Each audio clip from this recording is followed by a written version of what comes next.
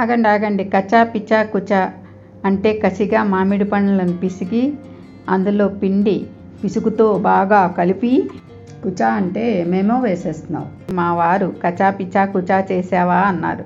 దీనికి పేరు పెట్టారు, కానీ తిన్నాక చాలా బాగుంది అన్నారు.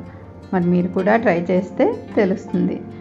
ఈ వీడియో చూసాక మీరు కూడా చేసుకుని తిని నచ్చాక అప్పుడు లైక్, షేర్, సబ్స్క్రైబ్ చేయడం మర్చిపోద్దండి.